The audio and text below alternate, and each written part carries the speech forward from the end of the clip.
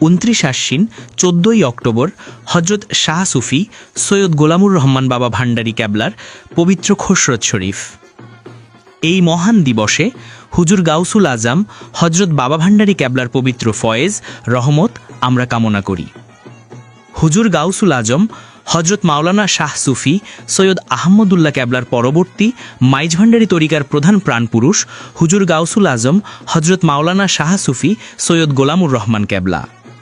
জগৎ জুড়ে তিনি সমধিক পরিচিত বাবা ভান্ডারী নামে। ধরাধামে তার পবিত্র শুভাগমনের পর তাকে হজরত ক্যাবলার কাছে নিয়ে যাওয়া হলে হজরত ক্যাবলা বাবা ভান্ডারী ক্যাবলার নাম মুবারক রাখেন এবং কালাম করেন, এ আমার বাগানের শ্রেষ্ঠ ফুল। হজরত ইউসুফ আলাইসাল্লামের চেহারা এর কাছে এসেছে, একে হেফাজতে রেখো। যতদিন অতিবাহিত হয়েছে আশিকগণ ততই এই কালামের মাধুর্য উপলব্ধি করতে থাকে। তার অপরূপ সৌন্দর্যের কারণে তাকে অভিহিত করা হয় ইউসুফে সানি হিসেবেও। দুনিয়াতে তার আগমনের পূর্বেই হজরত ক্যাবলা তার আম্মাজানকে পিরানে পীর সাহেবের মাতা হিসেবে আখ্যায়িত করে তার মাহাত্ম্য সকলের কাছে তুলে ধরেছেন।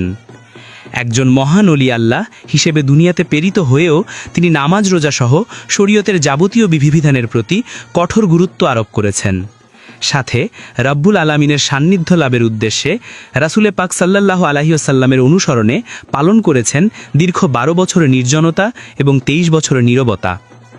সূরা বাকারায় রব্বুল আলামিনের গুণে গুণান্বিত হবার নির্দেশমূলক যে আয়াত এসেছে তারই আলোকে হুজুর গাউসুল আজম হজরত বাবা ভান্ডারী ক্যাবলা নিজের জীবনকে সুসজ্জিত করেছেন। কালাম করেছেন, আমি আল্লাহর গুণে গুণান্বিত প্রকৃতির মতো উদার ও নীরব। আজ পুরো পৃথিবী যেখানে একে অন্যের উদার আচরণের অভাবে হানাহানি বিভেদে লিপ্ত, সেখানে বাবা ভান্ডারী ক্যাবলার উদারতার শিক্ষা সকলের জন্য দৃষ্টান্ত স্বরূপ। তার কাছে এসে কোনো শ্রেণীর মানুষ কখনো খালি হাতে ফিরে যায়নি। মানুষ তো বটেই, পশু পাখি পর্যন্ত তার দয়ালাভে হয়েছে ধন্য।